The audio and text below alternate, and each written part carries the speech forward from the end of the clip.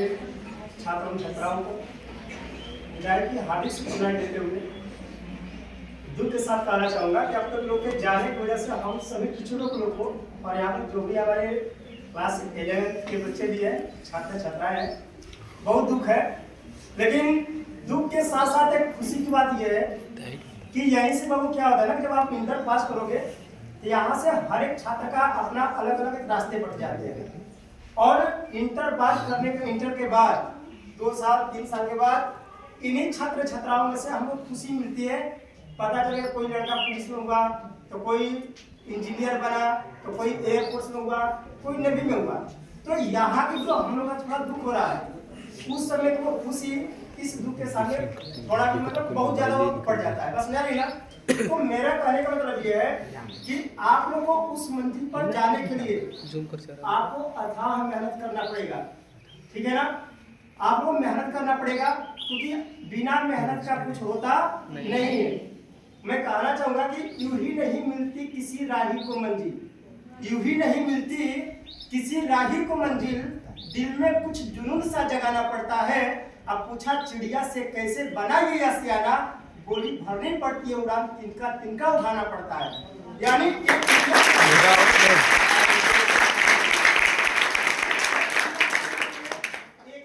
को उठा करके अपना घोंसला तैयार कर लेती है, करती है कि नहीं करती है।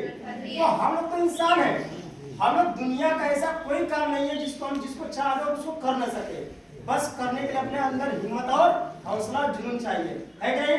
और इसके साथ साथ हम लोग अपने परिवार और साथ ही साथ गुरुओं का क्या चाहिए, सहयोग चाहिए। अगर किसी स्टूडेंट के साथ माता पिता का आशीर्वाद है, गुरु का आशीर्वाद है और साथ ही साथ उसको खुद से करने की चाह है, हिम्मत है, तो दुनिया में गारंटी दे रहा हूँ कि कोई भी ऐसा काम नहीं जिसके लिए वो असंभव है, सब कुछ संभव है, ठीक है ना। तो दुनिया का टीचर ही ऐसा है।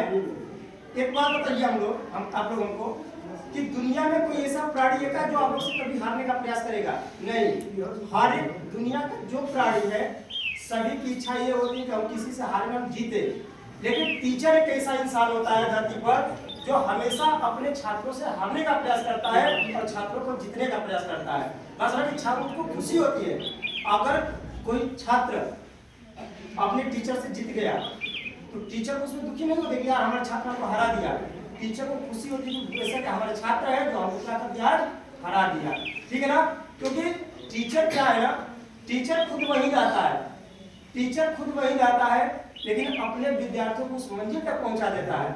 जैसा वो रास्ता क्या कर रहे हैं, रास्ता तो वही का वही रहता है लेकिन उस पर चलने वाला जो राही होता है अपने मंजिल तक पहुंच जाता है। सेम वही का टीचर का होता है।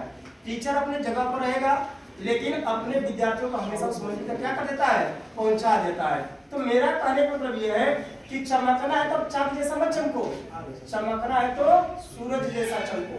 क्योंकि चांद जैसा जब चमकोगे ना तो आपको हजारों नजर लगाने वाले रहेंगे, लेकिन जिस दिन आप सूरज जैसा चमकना शुरू कर दोगे तो आपको कोई नजर नहीं लगाएगा और दुनिया के हर उच्च ऊंचाई पर चले जाओगे तो कोई पहुंच नहीं पाएगा। बातें समझ रही है। और एक और कहावत मेरी है कि पाकिट में गाधी हो या ना हो, पाकिट में गाधी हो या ना हो लेकिन दिल में कुछ करने की आदि होनी चाहिए। कल्पना नहीं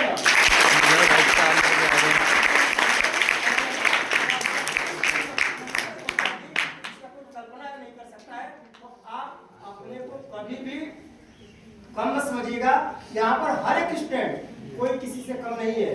बहुत बच्चों को क्या होता है ना कि त्रैमासिक एग्जाम हुआ, वार्षिक एग्जाम हुआ, वार्षिक में यार उसका नंबर ज्यादा, वो क्लास में सबसे तेज है। मेरा सिंपल सा सिद्धांत है कोई किसी से तेज नहीं है, कोई किसी से कमजोर नहीं है।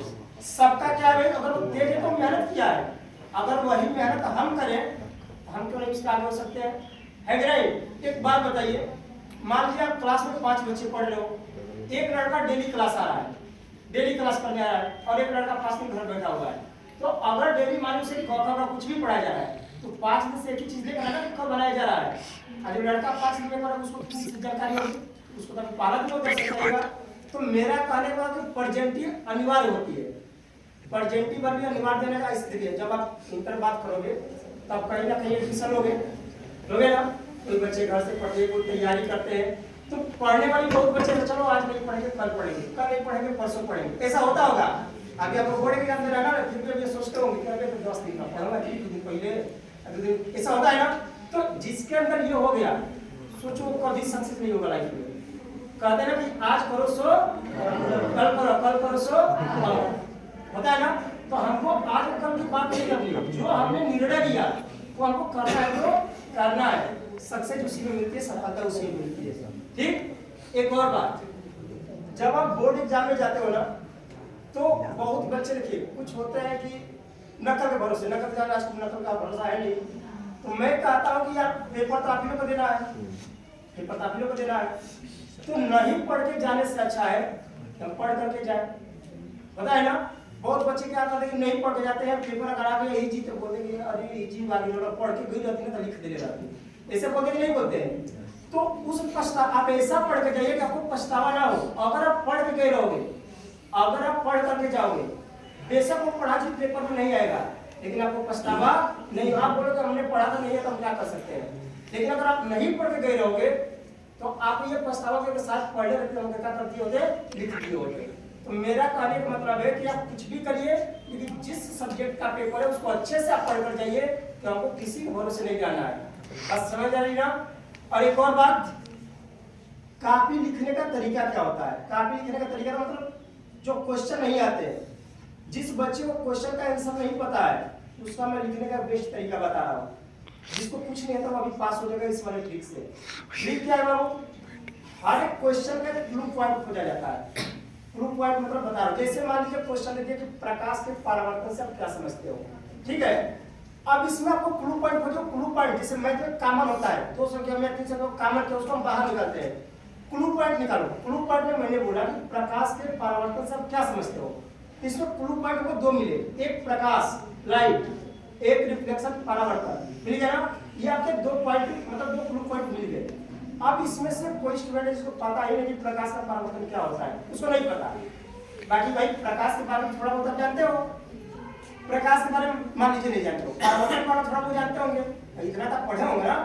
तो अगर आपको प्रकाश के बारे में पता है, प्रकाश के बारे में नहीं लिखो, दो चार नहीं लिखो, और नीचे आकर के थोड़ा बहुत उसमें छाप दो।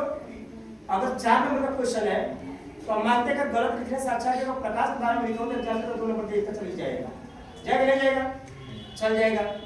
आप एक और टॉपिक है, पढ़े हो तो वैद्युत ध्रुव के कारण अच्छी स्थिति पर वैद्युत क्षेत्र की तीव्रता पढ़े हो, समझे।